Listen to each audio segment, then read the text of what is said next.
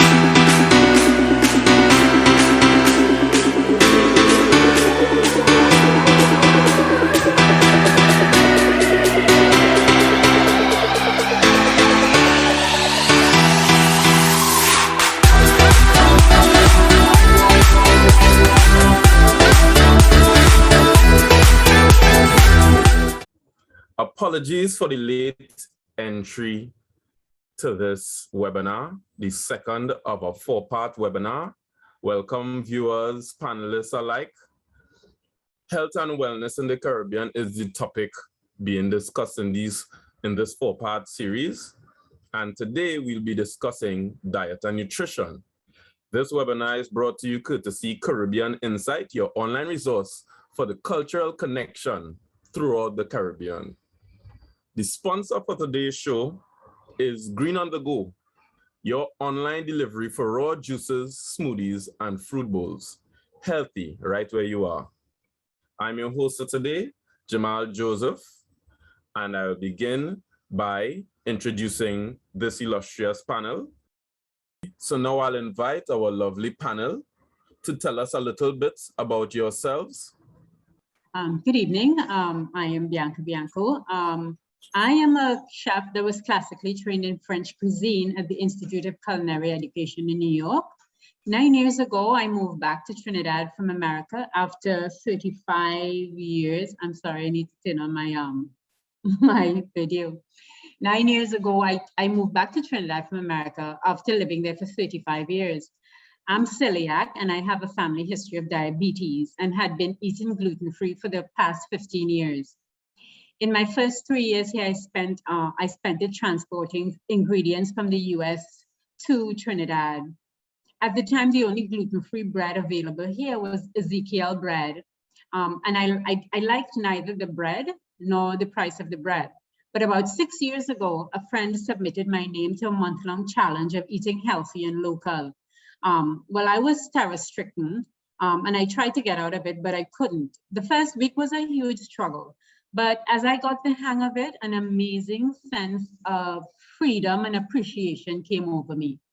By the month's end, I was having so much fun challenging myself with the awesome, earthy, superior flavors of our heritage ingredients. Now my menus are very reflective of our foods, manipulated in much the same way as European or American products. To me, it's exciting combining my love of all things food with my classic French training and our local ingredients. At Bianca Bianco Healthy and Gourmet, my cooking classes are based on healthful, diabetic-friendly, tasty cooking. That's it.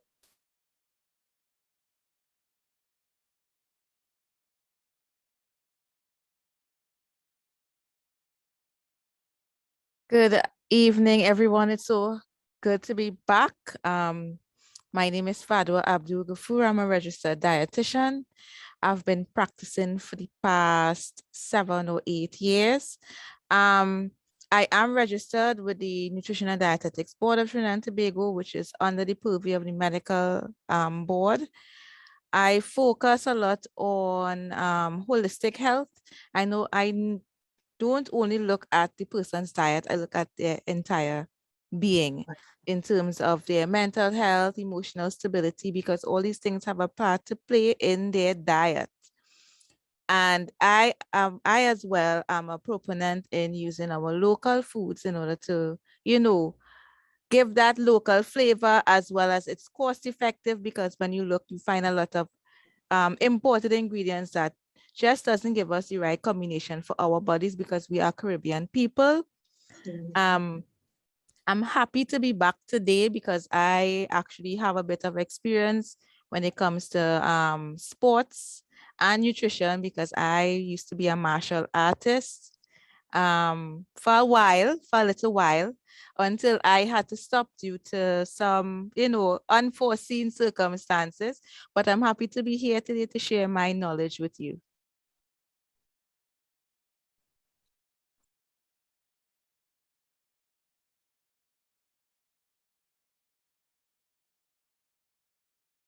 Yes, hi, pleasant good afternoon to everyone on the platform.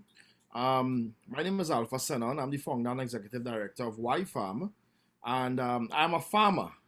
And my work at Y Farm is one to be a catalyst for inspiration to get young people, children in particular, involved in growing their own food. We use agricultural, educational, entertainment to really ensure that our young people can understand the importance of agriculture, understand the role that they ought to play, and then move it along to in developing business along the agricultural value chain. We have a very important role in promoting healthy eating and promoting safe agricultural practices as well. And I think I'll be sharing a little bit more later on. Because we often talk about healthy eating, but do we talk about healthy planting? Could we grow food in an unhealthy and unsafe way? The answer to that is yes. So of course, I think this webinar will allow us to dive deep into some of these things. And my dear sister before said, that she's promoting being able to consume Caribbean foods, which is important for us as Caribbean people, as opposed to the imported food. So we created a superhero character called Agriman and Photosynthesister. And Agriman is the world's first and only food and nutrition security superhero, created right here in Trinidad and Tobago in the Caribbean. And Agriman promotes just exactly that: eating local, eating what's in season, and being able to ensure that our diet and the foods that we grow here is what we need for our diet. All right, so thank you very much.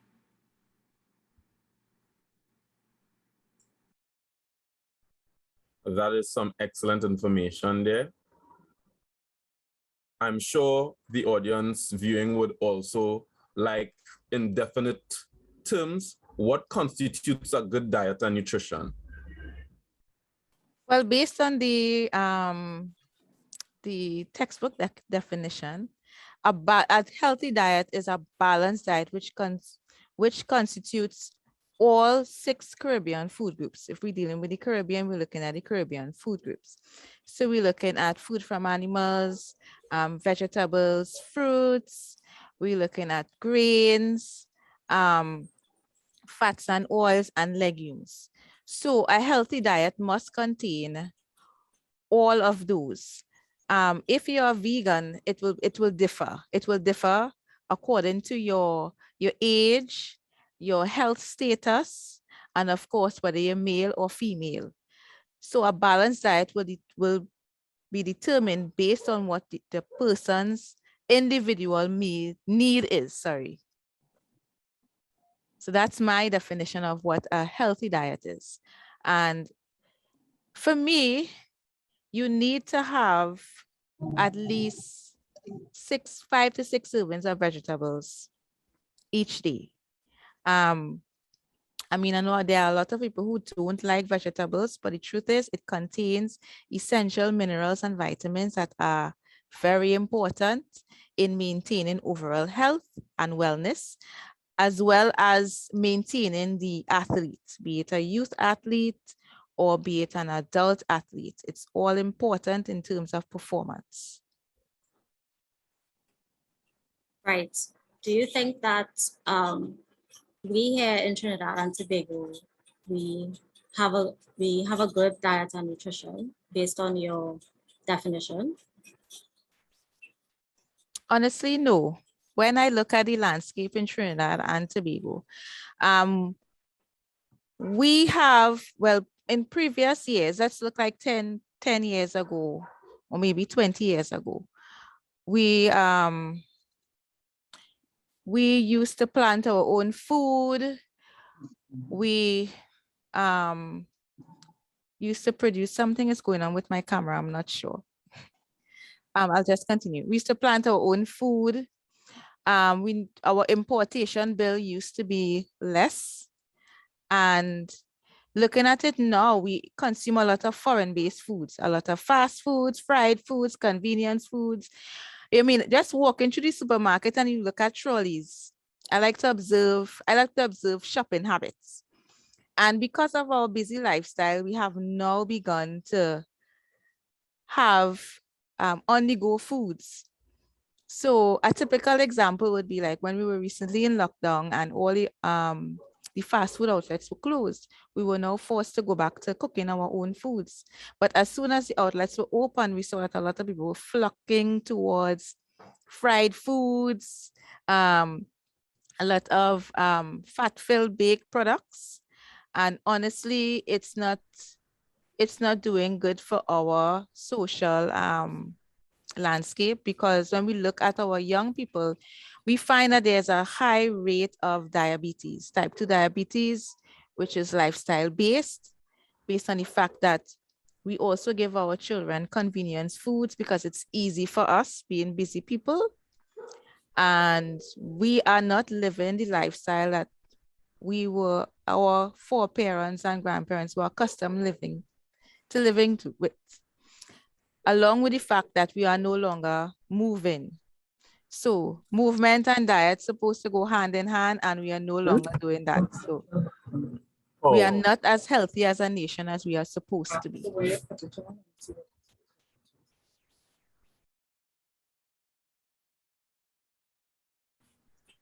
Hi, pleasant evening, everybody. I'm still experiencing a lot of technical difficulties. My apologies to the viewing audience, the illustrious panel.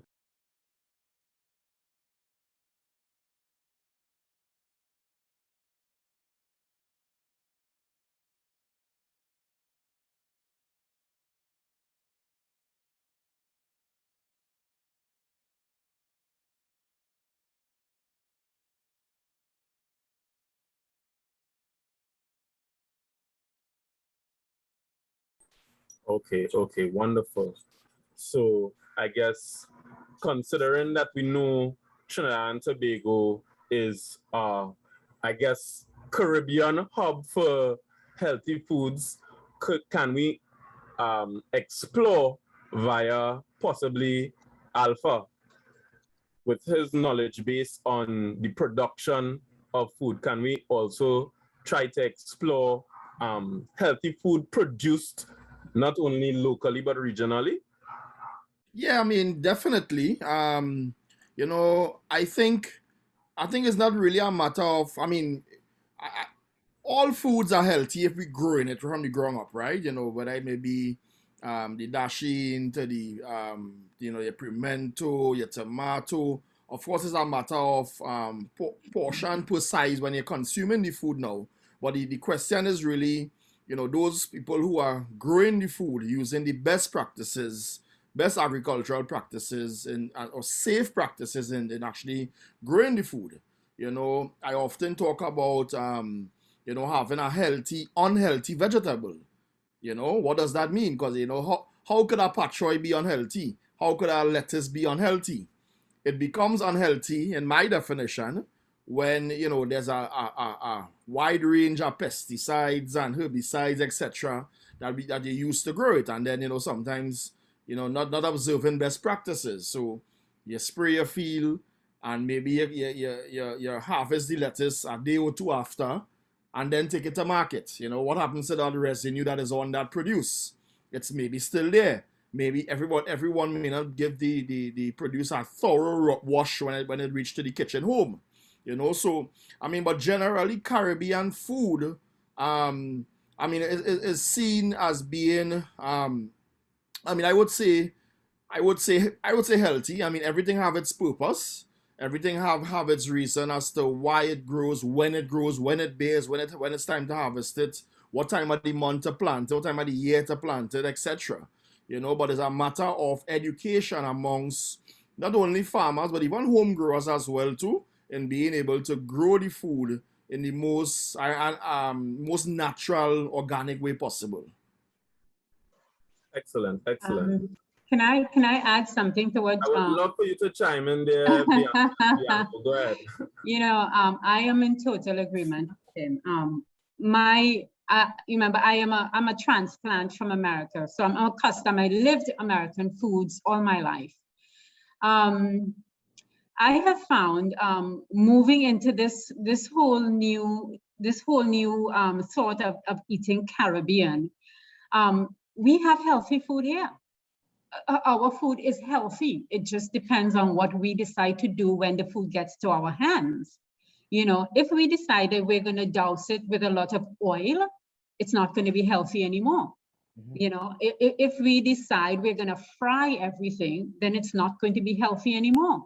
But, you know, I have found that manipulating the Caribbean food just as much as I manipulate the American food or the European foods, I find it's just as healthy and actually much more flavor, you know, because our food, especially our carbs, are so complex in flavor, and being that we have so much of that available to us, I think because we have such a high statistic of diabetes in the Caribbean, we need to make use of that, you know, and if we use it in a thoughtful way. And I think basically it's just education, education on the portion size. Everybody really, I mean, we all have some issue, food related issue. And if you think about, okay, I must have a scale in my kitchen because I need to portion everything out. I can't load my plate up with half of it is starch and then think it's going to be healthy. No matter how healthy you try to make it, that's not a healthy thought. You know, the temptation to load all these innocent foods up with oil and mayo and extra cheese and more fat, and that could only make us unhealthy. You know, the foods themselves are not unhealthy. That's absolutely, I agree. And I don't even want to move on because I believe Fado would have something. Yes, I think I need to. I just want to jump in here. I mean, and Bianca is a chef, so she could attest. It's all about preparation. Yeah. The way we prepare our foods will determine how the result that we will get and the amount of nutrition we will get. Sometimes we overcook vegetables. Vegetables are not meant to be overcooked. They're meant to be crisp. It's meant to have the crunch. Sometimes we cook in some dasheen bush and it wilted beyond recognition, or some spinach and you can't find it. We like to, you know, cook carrots till they're beyond recognition, but really and truly, you're supposed to maintain the crunch because you lose vital minerals through heat and these kind of things. Water soluble vitamins like vitamin A, vitamin C are lost once foods are over processed. Wow. Absolutely. Wow, that's excellent. And you know, a lot of persons may be viewing and may be lost as to when we speak about utilizing certain types of oil or overcooking or overeating. Does anyone want to contribute? I don't want to call names. I know we like all of us have our expertise. Let's start with Bianca though. Any thoughts on the overeating aspect and the ways of cooking as you just mentioned? Absolutely.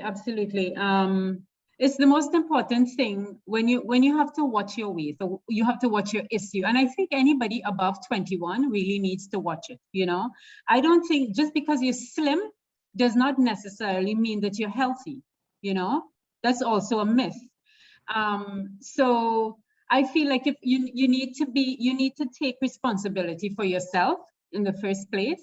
And honestly, Jamal, you have to decide, I mean, we all have are disposed to something, you know. I am disposed to diabetes, so I have to always constantly watch what I'm eating. For me, my perfect plate is half of my plate is going to be greens, steamed, okay, and tossed with some maybe just some acid, or if I feel like I want to splurge, I'll add some oil to it, a tiny bit of salt, a very small portion of starch. I love cassava and stuff, so you know, so that, and almost no meat or very small amounts of meat. A portion of meat per person is usually about 4 ounces. To me, in this day and age, because we have animals that are conventionally grown, for me, that's too much even, you know. For me, it's 2 ounces should be okay, you know. We have to get over that mindset that the more meat we have on our plate, the richer we are, the more things we can afford, you know, like it's just a mindset. Actually, I eat more vegetables than I eat meat. I have not cooked meat for myself in about 12 years. You know, if I will eat, I'm not saying I'm a vegetarian. I don't like to say that, because if I go to someone's house and that's what they have, I eat it, you know. But we always have to be mindful of the portions and how we're preparing things.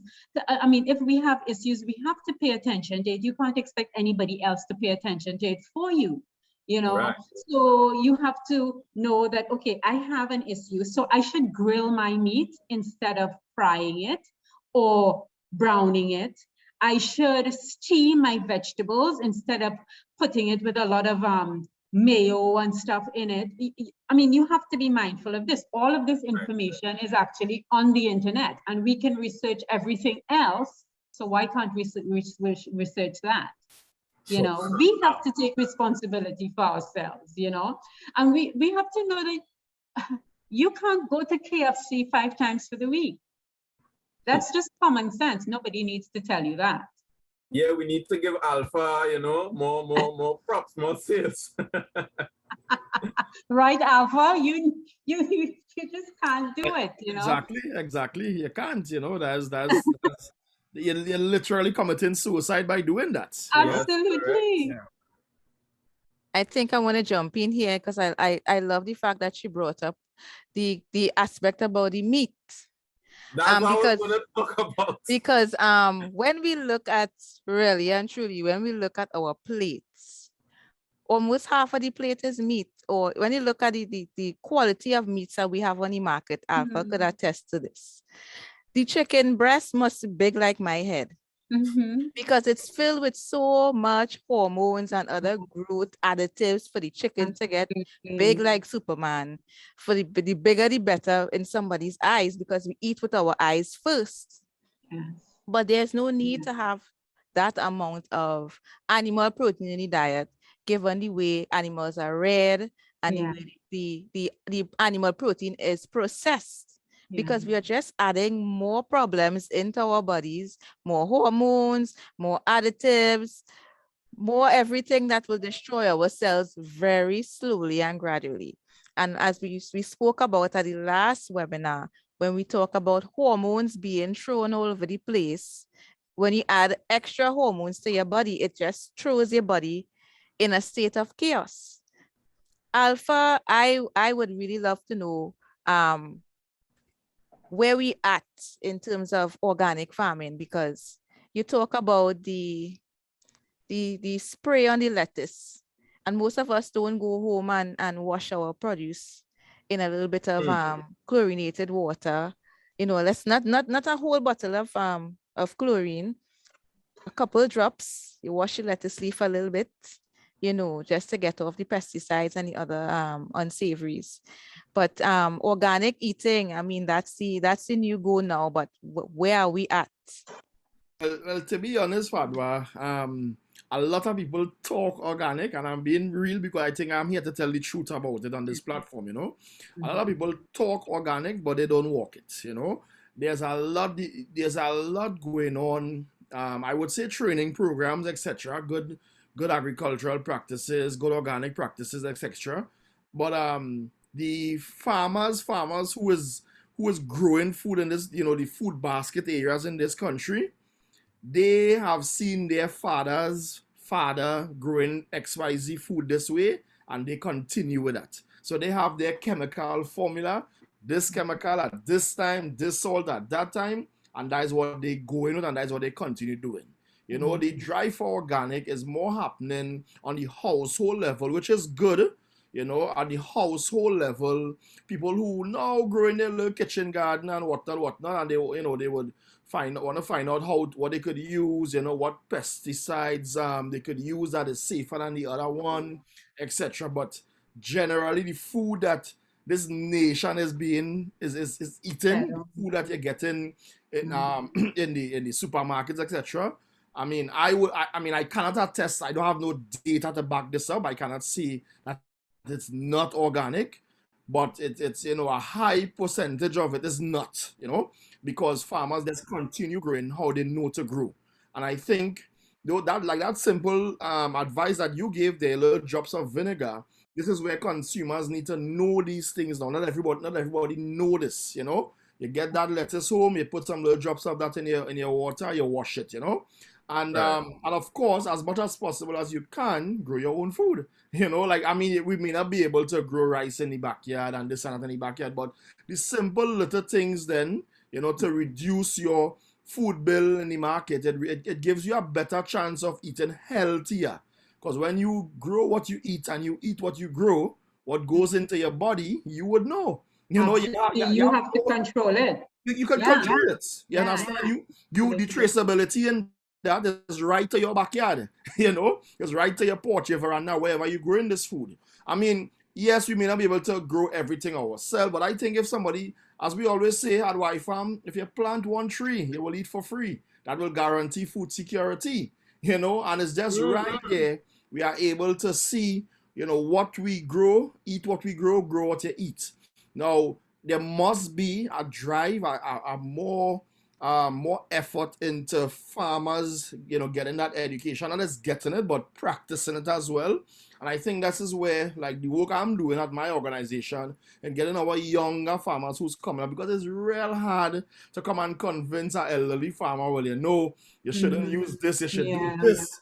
And then, who is you? Come out of university and feel you're so bright, and them doing that all the years. And they might say, well, nobody never died from eating my food. I mean, that might be true, but you don't know what kind of problems might be caused over a period of time, yeah? Absolutely. With certain residues and certain things in your body, right? So a greater push must be made for the as growing as natural as possible. And I could talk about some practices later down as well in the conversation. Well, that's excellent, because you touch on so many really crucial points there. I really don't know where to start, but what I will like to touch on is food security and education, right? Now, we're talking diet and nutrition, but in order for people to observe a certain type of diet, they need to also be aware, right?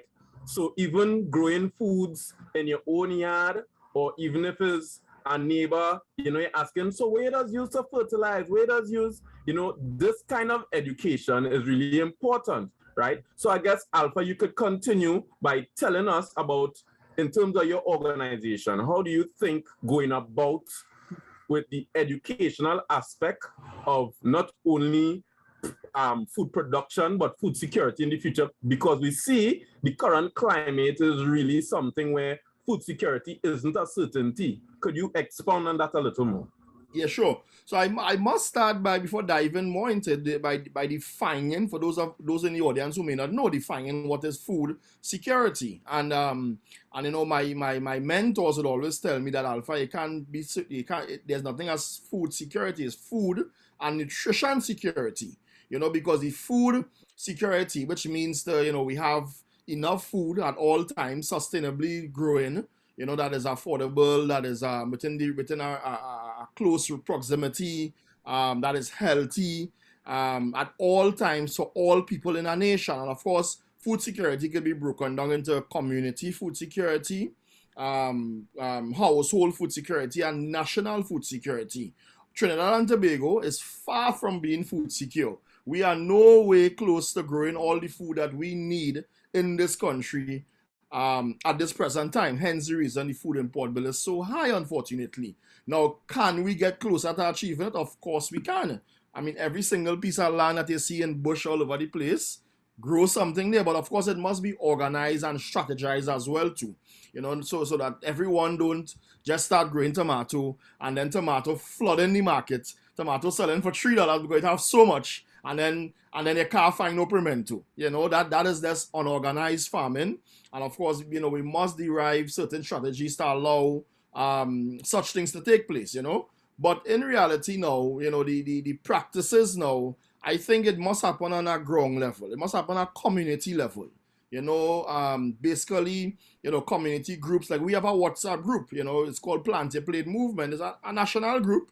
And, beginning farmers, they come onto our group, and there we exchange information, people share what they do at home, the neem oil, or using the marigold flower that they call stinking Susie, or blending the garlic and the hot pepper and sprinkle that around your plant, and these simple strategies, even using scythe, you're planting the scythe along your other veggies, is, the pungent scent of it may repel some of the pests that may want to attack your plant. So there's strategies that we can use from the ground up. There's more organic chemicals coming on the market as well too. And I think people must look for those bottles. There's usually those green label bottles when they visit the agro shop. Now, unfortunately, the agro shop man or woman is a businessman or businesswoman. So they sell you whatever you want you come to buy, Yep. But people must be a little wise and look for those things that could be a little safer now. Because again, some people might say, well, you're on a diet, I'm eating healthy. And are you really eating healthy? You understand? Is the food really healthy? Yes, So That so is so true. education is Exactly. the key of everything, Yep. I wanted to touch on something because, I was thinking you talked about food security as well. And I was thinking you were talking about the import bill. And so I started to think that you can't talk about food security if you don't talk about, the length and the distance that food, when we import it, has to travel. Of course. Because that affects flavor and nutrients and everything, right?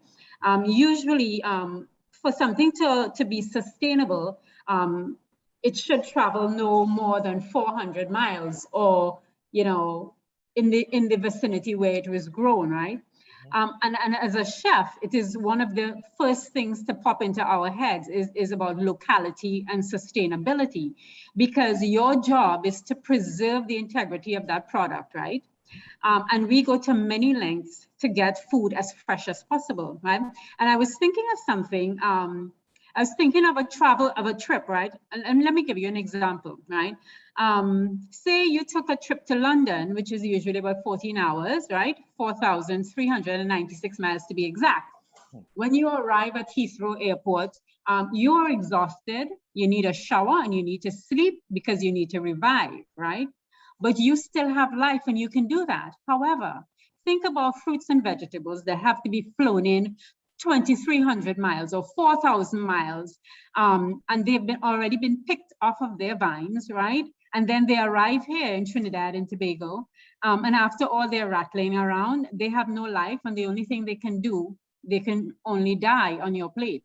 So they really have nothing to give you, just their presence, So it's just really important when we talk about sustainability and eating local. We really have to consider that. Not because something is in your grocery store means that it was local, So we really have to consider that. And I think we as locals, we have to appreciate what we have. Because if we don't appreciate what we have and what our land can grow, then our food import bill and the forex bill is gonna be astronomical, and we're gonna be like up the islands where they only have limestone and they can't grow any food, and when you walk into their supermarkets, it's just only American food. You know, so we have to be careful of that. Very important. It's very important that we discussing the financial aspect in terms of import, right? Because of course, when we think importation, we also have to consider the affordability or the price of food, right? And so, of course, we deal with security, but if the food is secure but it's not affordable, then how can persons, afford to eat healthy? And it's something I hear commonly when you suggest to someone, yeah, eating healthy, yeah, but that real expensive, boy, you see the price of this? And so it's really an issue where I think a little bit of research, a little bit of education combined with the national agenda for agriculture, right? So I don't know if I know Fadwa has to leave just now and I'm watching the time. However, if you could just address this and then after you could be on your way, please. No problem. I get it all the time because it is the truth. You walk into the supermarkets now and the food prices is like skyrocketing. And even now we're in this pandemic here, where getting the food to our country is costing more. When you put it on the shelf, it's costing more to the average consumer. And think about somebody who have certain health issues that they need to have a special diet. It becomes even harder. And then we're in the age where we have foods that are genetically modified. So now you have added drama on top of the high food prices. And if you go to buy something called non-GMO, it's extremely expensive. So Right. Then I advise people, okay, there's a multi-mix principle. So you have the 3 mix, the 2 mix, the 4 mix, where, okay, you have rice, legumes, and some vegetables. That's a 3 mix if you can't afford the meat. Or you could just do rice and peas. It's a mix that will afford you to have as much macronutrients as possible that will also give you the minerals and the vitamins that you need. Correct. So now you have to be very strategic when you're going to shop. Don't start, most of the supermarkets, the first aisle you walking down is the aisle with the drinks.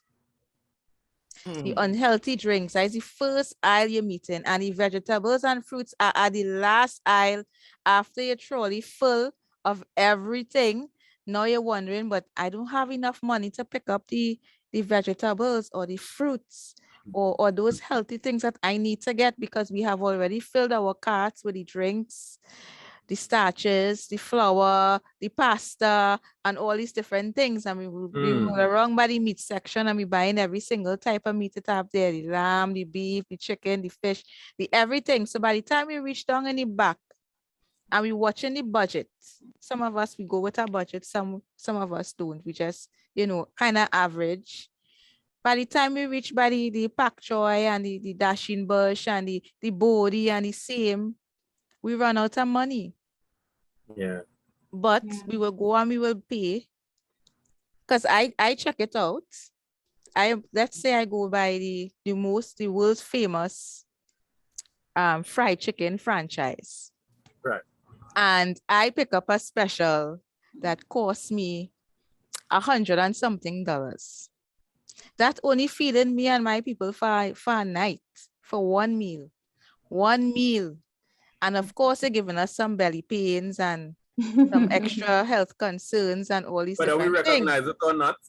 Whether we recognize it or not, it's adding to our unhealthiness when we could take this same $100 and something, go to the supermarket and you get rice, some peas, some veggies that could feed you today, tomorrow, and you might even have some left over for next time according to how much people you're feeding in your house.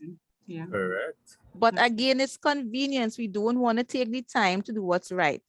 So I would say better you will spend more money later trying to fix your health problem than if you eat properly now. It will save your pocket that burden of expense.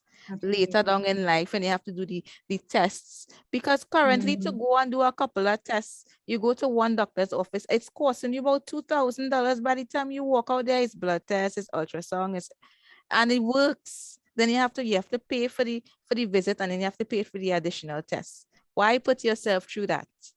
And young Right. people need to take care of their bodies now. And not Because to mention, you have to live on medication. you have to live Okay. exactly. And medication is expensive. The government free CDAP wouldn't be here all the time because some of the drugs that they're recommending is not on the free list. Right. And the right. young people have the opportunity now to take care of their bodies now. Forget the greasy food and the alcohol and all these excessive things that we like to consume. Later on in life, we'll pay for it. Your knees mightn't be hurting you now, but when you reach 60, 70, 80, it will catch up with you going down the line there over the years. Wow. Yeah. That is so intriguing that you mentioned, because I have here noted, right? Long-term benefits versus short-term gratification. And you literally hit that nail on the head. You knew exactly what I was thinking, right? But And it I'm is the sure- truth. Yes, correct. It is the truth. I'm certain that there are a lot of people from the time they see, as some people from the time they hear the conversation healthy, they don't want to hear that. Me not Yeah. time to study that. I had no pain. Somebody told me that. They say, well, me have no pain in my body, you know, I good. Because they don't really understand. So we speak about that, you know, the research aspect, the educational aspect, of understand that while your body is fighting off things, while your body is trying to build immune defense, you are wearing it down. Yes, that is the truth, because you could be looking young on the outside, but your organs old on the inside. You could be 20 something and your organs are 50, 60 years old because of the amount of beating it got with the different types of things that doesn't belong in your body. Your body protests silently. Yep. But later down it will put you up for a good war. You'll be a veteran. Yes, indeed. So Jamal, I have to jump off here for a few minutes. I'll be back in about 5 to 10. It's my prayer time. So I will be back. Well, I thank you very much, and we await your return. Thank you. You know, I just wanted to add something to what Fadwa was saying, you know. Of course. You know, I mean, she was talking about the fast food and stuff, and you know, how much imported ready-made foods that we have in our groceries, right? And you know, one thing I always advise people is read the labels behind the box of the food that you're buying, the frozen food. Read it and see if you can read 6 of the 20 words, then maybe you can eat it. But if you can't, and you can't even pronounce the words, then maybe you shouldn't eat it, okay? Look, food corporations are doing their jobs, okay? And they're doing a very good job. They spend multi-millions of dollars trying to influence people in countries like ours, developing countries, to consume their products and abandon their traditional diets. You know, but we have to be smarter than that. Even places like Africa, who were previously synonymous with hunger and scarcity, they are now seeing a drastic rise in obesity and diabetes. And, Right. and new generations of cultures that were previously heralded as ultra healthy, like the Japanese, they're now fighting obesity because places Wow. like McDonald's and Burger King, Subway, and Starbucks have made their way into their countries. And these large corporations spend billions of dollars glamorizing their high-fat, calorie-dense, and nutritionally void foods. And they throw shade on our indigenous foods. Therefore, we start to think that our foods are no good, not good enough, you know, because Correct. they are seducing us into the promise of being trendy and fun with zero interest in our health. So I don't buy most of it. I agree with you very 100%. Yeah. And I'm actually in the same boat, right? And I'm sure Alpha could add to this, because you said something about the pronunciation of foods, right? It's very easy to pronounce guava. It's very easy to pronounce mango. There's one ingredient there, right? Yeah, So, yeah. I mean, if we really consider the pros and cons if we really put in the effort, which is one of the key points. And I don't know, as somebody involved in the farming industry, Alpha, we know about effort with regards to food, but the lay person isn't really fond of putting in this effort. So when they look at the long word ingredients, they just say, that's too long to pronounce, I buy in this, as opposed to cassava, sweet potato, that's really easy. Yeah, So recognizable. what's your take on how we could get persons, we speak in education here still, in terms of getting people to readjust their mentality? I know you have your organization. Are there any new methods you all are engaging in to kind of, curse people into the healthy practices? Yeah, well, what we do via Y-Farm is using comic book stories and the superhero characters to get to recreate that culture among children. First thing first, we always say, if you want to get children back into the kitchen, you must start with getting them cooking, and growing their own food as well too. When they start growing their own food is where they would see that they would want to cook the food, because they ain't growing food to just have it there. You want to eat it as well, So being able to for the both to go hand in hand, farming and cooking, and is about time. That's why I really appreciate this conversation too. It's about time that we really get children being able to understand the importance of food, the importance of health, and you bring it down to them, as we say in here, in a very fun, creative manner, so that they could really appreciate what goes into their body. We wait till it's too late.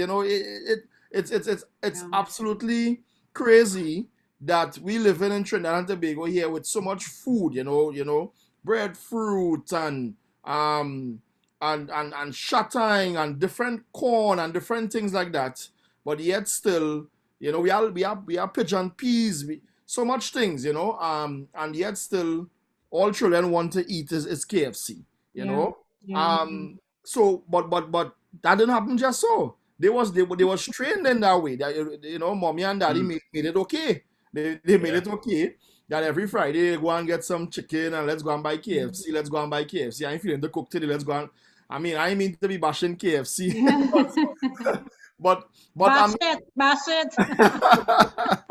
Yeah, but I mean, come on, we must get children wanting to eat Caribbean cuisine, and we must make food fun. We must make nice meals in a way that they could be like, that's what they grew up on, So sometimes, when you must be able to say, when they go on to university and their friends buying chicken, buying this, buying that. Me and nothing but that, and me grew up on that, You want your yam, you want your cassava, No, I really like your program for the children. When I moved here about 8 years ago, I contacted a few of the primary schools to see if we could start up a program where I would come in like once a week and teach children how to love their food.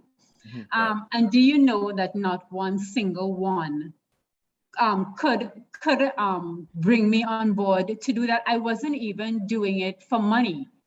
I was doing it just because I wanted all the schools to have a little kitchen garden where the children could learn about food and how to prepare it. And when they grow things, I would come in, and when they harvest, I would come in and do a class. But just not even one school. I contacted about 6 schools, and then I just gave up. Wow. Not one. And that says that, Alpha spoke to what we teach the children, right? But if we look at what the adults practice and what the adults believe, we understand why it affects the children. Because in order to get that, let's say, into curriculum, which is an extremely good idea, right? You said once a week, but if you get this into curriculum, it would be phenomenal, right? If we could get this, then the teaching process wouldn't just be taking place in the home. We know reinforcement of certain values really help the mental and spiritual, because I have to add that in when we're talking healthy food Absolutely. development, right? And so I think making food fun for children is like, it sounds like a tagline, Yeah. right? Because I make my food fun, and as a matter of fact, this is a perfect way to really speak about Green on the Go, who is a sponsor for this segment. When you look at some of the flavors in their raw juices, I have one right here. This is pineapple ginger. It tastes sweet. It tastes awesome. You would no preservatives, no additives. And so what it tells us is that it doesn't have to be unhealthy to be tasty. As a matter of fact, I dare anyone to try this with the kids and get a negative response. This is tasting awesome. And most people, I guess, fruit lovers would say they love pineapple. Of course, we wouldn't have everybody in the world or everybody in the Caribbean, but I'm sure there's a great majority of persons who would say, yes, I love the taste of pineapple, the sweet, the tasty, and the very healthy, right? So we're talking about having the children learn the right values about health, just like you learn the right values in anything in life. It's part of good parenting, you know? And I guess when we're talking about good parenting, we really want to think about nutrients in general. How do parents get nutrients into their children? You know, some parents, they'll talk about tricking their children, but I think they really are naturally tasting when you think berries. Children love berries, right? So if we really look at how we could formulate different methods and strategies, just like Fadwa spoke about strategies for shopping, which is something the adults have to adopt. Now they have to translate that into their parenting. And so when we speak in diet and nutrition, we also speaking about parenting, ironically, right? It always comes back to what Bianca was speaking about there, the responsibility we have to ourselves, because obviously a minor is a child, you would have responsibility for the minor, you know? Yeah. So really and truly, I love how you already explored that topic there, because I really feel like that was a critical point in order to get us to this next point, which is, how do we get more immune boosting foods in our diet on a daily? So for example, Bianca, as a chef, you would have so many different skill sets. The average person will not have that. Could you give basic tips on how persons, whether cooking or general putting foods together, could you give us some ideas of how we could get immune boosting foods or high nutrient foods into our daily diet? Yes, sure. You know, the first things you have to think about is greens. It's the most important of all the food groups. Greens help fight every single type of disease that there is out there, okay? You can have a whole plate of greens, okay? I know that you're doing the best thing for your life and for your health. And I think here, especially here in the Caribbean, we underplay the importance of greens, right? All vegetables are important, but the most important is whatever is green. I would say the first thing you purchase when you're planning your shopping list, I always go to the grocery store with a shopping list, okay? So that I could control my spending. So the first thing I'm focusing on is greens. How many different kinds of greens I'm going to have this week, okay? What I do, I think one of the important things to do is to make sure and prepare it. If when you get home, you don't wash it and chop it, you're not going to use it, okay? It's going to stay in your refrigerator and it's going to rot. So you have to, you have to know that I am making my groceries or my market on Saturday, and I am getting prepared for the week. Those are the important things to include. To get more nutrients, what I would do, especially for my children as a mother, is I would always, every week, I would make a big container of something called sofrito.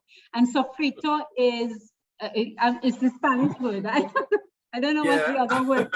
So sofrito is a base, okay?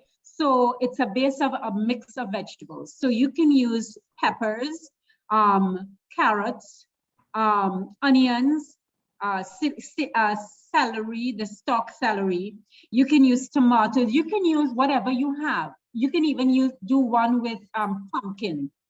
And I would do pumpkin, and I would put like pumpkin seeds in it, and sunflower seeds in it, and walnuts in it, and I would puree that. I would keep it in my freezer in small bags. So whatever it is I'm making, I always have a bag of some sort of sofrito to add to my pot, whatever it is I'm cooking, okay? I'm always sneaking vegetables into everything. And nuts, which are very important. Not peanuts, because a lot of people are allergic to peanuts, so I try to stay away from that. But other kinds of nuts, like walnuts and almonds and things like that, I would add it. I mean, if I don't have anybody with an issue, I would add it to my sofritos, keep it in the freezer. And I always have something that's healthy. I put it in burgers, I put it in wraps, I put it in soups, I put it in stews. Everything is always a little bag of something in there. Okay, so that is one way of getting in. My biggest thing for you, I know I just said it, but the biggest thing for you as far nutrition wise is greens. Try not to eat so much rice, especially the rice that we have here, that parboiled rice is just so bad for you. If you have to have rice, use brown rice. Why can't you use brown rice? There are a couple of different types. If you can't have the real brown rice, you can have the jasmine brown rice. You know, it's good. It's a little softer on your stomach. If you feel that hurts you, that the real brown rice with the hull and everything is too chewy, go for something a little softer. But know that you have to take care of you. You know, what else can I tell you? I can tell you, like for instance, I made a pilau the other day. I don't make that often, but you know, I felt like having it a few weeks ago, and I did some basmati brown rice, you know, and it tasted just the same, you know. I mean, I would love to say get rid of the brown sugar, but I know that you're gonna miss it, so I'm not going to say that. I'm just gonna say, take out the white rice, you know, remove it from your thing. The callaloo, you can have callaloo without golden ray. Why do you have to have golden ray? It's so bad for you. Yes. Remove some of the coconut milk and the pigtails. Why do you have to have pigtail? Do the beef instead, the salted beef, you know, things like that. The roasted eggplant, I love roasted eggplant. The fire roasted eggplant, instead of, it always seems to have so much oil in it. I don't understand why, but so let's remove 3/4 of the oil and put a squeeze of lemon juice in it. Okay, and it's going to be so delicious. Do the same thing with the roasted tomato, how you call it? That roasted tomato, you call it something. I don't remember. But anyway, the one that you roast the tomato on the fire, and then you put it together with like saltfish and stuff. What is Yeah, that you're called? talking about tomato choka. Oh, right, yeah, I love that. But why does it always have to have so much oil in it? You know, like I found, if you just use a couple tablespoons of oil and you add a little bit of hot water to it, a couple tablespoons of hot water, it's so delicious and it's less fattening, you know. The macaroni pie, I would absolutely say get rid of it completely and utterly, but I know I'll have people throwing egg at me. But so I have to interrupt you. I have to interrupt you. Mind you, my favorite food was macaroni pie, right? I haven't eaten macaroni pie in 3 years. Oh, that's wonderful. Yes, because That's good. I am taking that responsible step. I will warn you to be careful. You're cussing a lot of people. So, you know, I've come up with we talk about reducing the chicken and the fast food, and now you talk about pigtail. A lot of people are feeling offended. So, okay, so you know, So the macaroni pie, there is some gluten-free pasta on the market. There is Yeah. also a pasta called soba noodles, which is made from buckwheat. You Mhm. are not even going to know the difference, and it's going to be just as delicious. Instead of having four cups of milk in it, do 2 cups of milk and do 2 cups of oat milk. You can make that yourself, and it's much healthier. Go with some mozzarella cheese if you want that pull in the macaroni pie, and a little bit of the other cheese that you use. There's so many ways of just reducing your fat intake and the things that are bad for you. So what else can I tell you? And beans and rice are like one of my favorite things in the whole world. However, beans with rice is 2 of the same things, So bean is a protein and it's also a starch or carbohydrate. And then rice is a starch. So you're actually eating the same thing twice, I mean, I'm saying that, but I do love beans and rice, okay? But I know it's not good. So a lot of the times I make the beans because I love beans. I'm from the Caribbean, so I love beans. But instead I put with it, I would put like a couple handfuls of spinach in it, instead. And maybe some, so that it will make it like really hearty. So just a few things to just make you think a little bit, to get you moving, because I know it's not just you, it's you have families to think about and you have to feed them in a healthy way, So, I mean, we use a lot of pepper here, but, I want people to understand that pepper is not meant to burn your palate. It is meant to enhance whatever you're eating, And another thing, when you think that, oh, I have to go on a diet, it doesn't have to be boring. It could be exciting. We have tons of herbs and spices. We have a lot of fresh herbs that are grown here, or, I see many different herbs that I never saw before. So we have the use of that, and that lends so much flavor to all that you're making. Fish, we have so many different types of fish here in the Caribbean. We're so wealthy with that. I mean, we have like mackerel, which is so high in omega-3 fatty acids, and red snapper, and things like that are just really great for you. Red snapper is like one of my favorite. So we don't have food that is just meant to be boring. If we look at it as boring, then it will be boring. But if we I have to jump on. I have to jump on here for a I was little going to bit. I was going to call because Yes, you I start. know. Yeah, I finish, get all prayed up, sir, ready to go. One thing I have recognized over the years, I mean, in terms of dealing with people on diet and meal plans, because I do a lot of those. The reality that exists now is that, you see, budget is something else. I could tell you from experience because I'm a single parent, managing teenagers and the bills and all these kind of things. It's difficult at times sometimes when you have this amount of money and the price of food is like this amount. So you have to find what is the best fit, because I mean, as much as things like peas and rice and all these kind of different things may seem like one of the same, sometimes that's all people could afford at that point in time. And we have to be mindful of their budgets. So even if yes, canned foods are not the optimal things to have, Right. but sometimes people go to the supermarket and they could just pick up a tin of tuna. Absolutely. With water. So there we have a choice. Instead of picking up tuna with oil, you pick up tuna in water.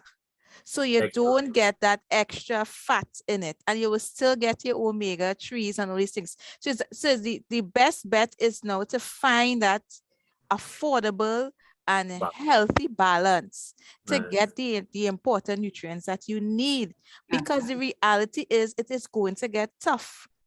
Mhm. And right Word. now, healthy food having a stiff competition with all the processed foods out there. Mhm. We're having serious competition with the pies and the doubles and the fried foods and the gyros and the everything else that on the street. I know I heard Bianca talking about adding the vegetables and stuff to food. I have a Mhm. picky eater. She doesn't like vegetables, but she doesn't know when I sneak the pumpkin in the muffin. Mhm. Yeah. She is not aware when the muffin is just gluten-free and it's only oat flour. She eats Right. everything. She isn't aware when I sneak a little bit of pumpkin seeds and Mm. and these kind of things in the muffin. She's unaware. Look, tonight I have to go and bake a pizza. I am putting pumpkin in the dough. She will not be aware of that. It's already set in. Yeah. Right. Instead of going now to buy the tomato paste, which would have the additives and these kind of things. I mean, tomato paste is much better than ketchup. But Mhm. what is better than that is get 5 tomatoes. Mhm. You can pick it off your tree in the back. Alpha is a Right. farmer. Cook it down, right? Yeah. Pick it off the tree in the back and you go and you get a nice recipe from Bianca and you make your tomato sauce to go on your pizza.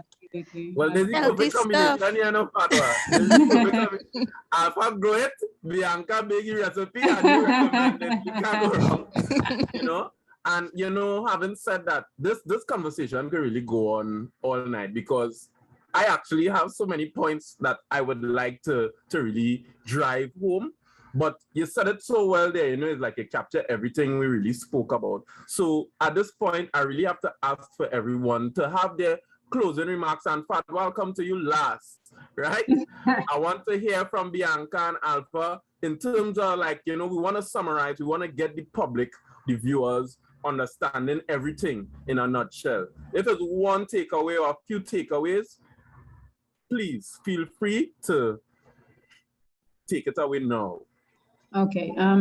Well, my would be one of encouragement. At the end of the day, you know, I am a chef and I'm concerned about flavor, but we are concerned about our nation, right?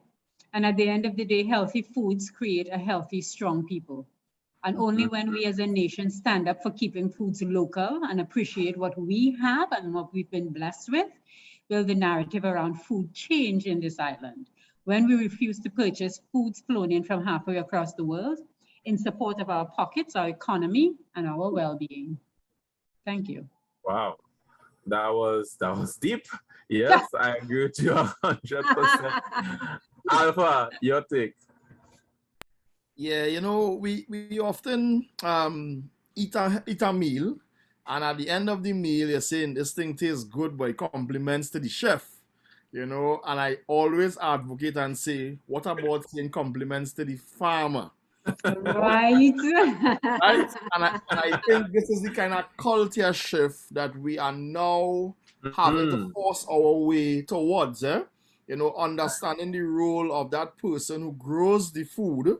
Now, while they have a big responsibility, as I was saying before too, you know, but being able to appreciate, to respect, understand the work that goes into it, because as simple as, and I know we're wrapping up, but as simple as lettuce right now selling for almost $10, and that's probably the wholesale price, right?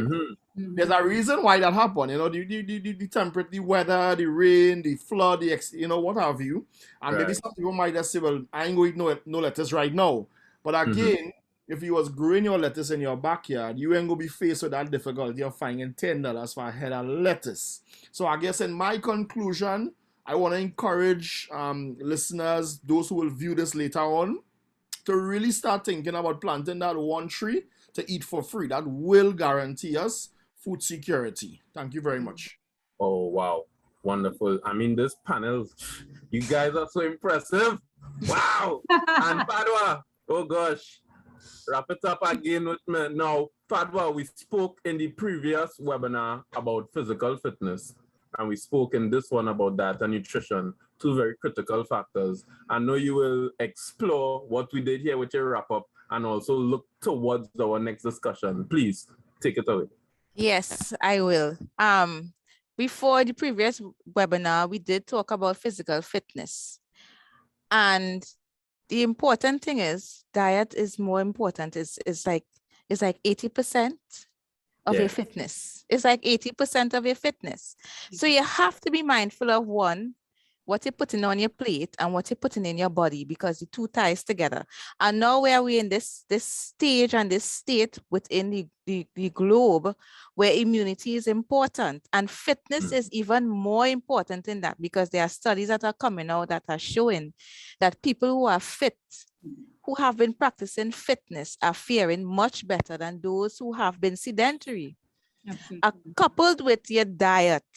So those who had a strong immunity, a strong body, and a good diet were the ones who were faring much better than those who had to pay for having chronic illnesses further down the road. I mean, there are people who are born with it, who, develop it not based on diet, but it just happened. I will also like to add that we have to be mindful of where we buy our food. I know Alpha is the farmer here, and the farming practices, I mean, food security, I am very scared for our nation with that, because I always ask, what happened to the sugar factory? Why did we close it down? And we have to import all these things. We import in rice, we import in sugar, we import in flour, we import in all these different kind of things. So we have to be mindful of where we buy our produce, how we prepare our produce, and how we combining what we are growing or what we are buying to produce a balanced meal that will not only preserve our immune health, but also prepare us for our fitness. Because I mean, this is for Caribbean youth. And we are seeing where they're still growing. They still need the protein, but they're still undernourished when it comes to being fit for the sport. Because we want convenience food. We finish training and we're going to buy, Mr. Sanders, or we're going to take a drink, or we're going to buy a soft drink. When there's a good old water, and we even have to wash the water we consume, because the water that comes out of the tap, that's a different story. So capture rainwater, because I know Alpha will be using it in his gardening. And I'm sure Bianca is using distilled water in her preparations. Yeah. To all, produce a all-round healthy product. And I have to add this juice. I mean, I throw in a little pitch here. This juice I drink in here. Yeah. The Which one are ginger. you drinking? Ginger. I have any ginger as well too. And in Trinidadian language, it lashing.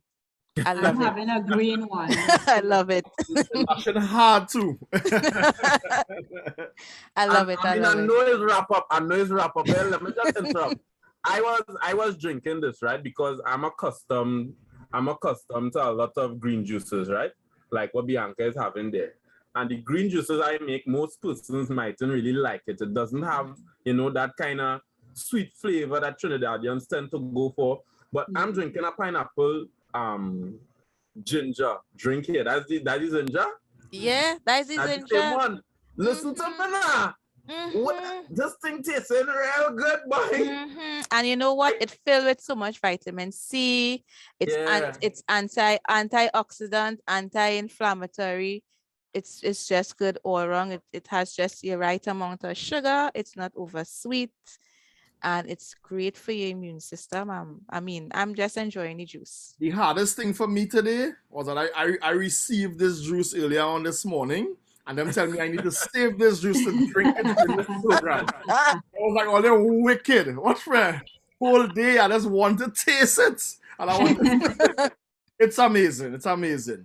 Yeah, and it's also important for everyone who's interested. They also deliver, because we know the quarantine and the COVID-19 have a hold on the way we operate in society nowadays. But they're making it easy for us. So just like they deliver to Alpha and Fadwa and Bianca, you too, right? Yes. They deliver to me as well. So it's convenient, it's tasty, it's healthy. I mean, how often you get that combination, right? No, it's good. It's good. It's Yeah. really good. Yeah, you can taste the freshness in it. Wonderful.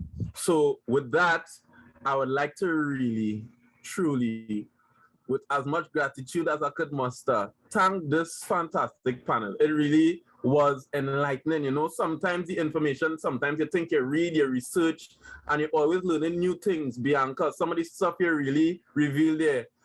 Alpha, that initiative, it's gold. That is gold. I Absolutely.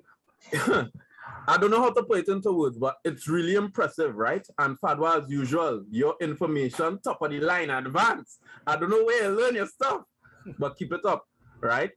We're going to wrap up today, but we will be back.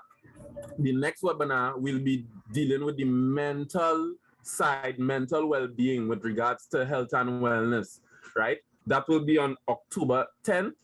I urge even the panel members, if you could, October 10th, if you could make yourself present, a lot of, you know, cutting edge information, that stuff that we all need, not just the most lay of lay persons, right? So with that, I'd like to say thank you once again. I have to thank Green on the Go. It's really a fantastic taste. I would encourage anybody, even if you're not so sold on veggie juices, the fruit mixed with the veggies or mixed with the ginger, it really is fantastic. Try it. It's healthy. It's tasty. You would not be disappointed. You'll be actually surprised, pleasantly surprised. So thank you very much, all the guests, participants. Thank you very much for joining. See you all next time.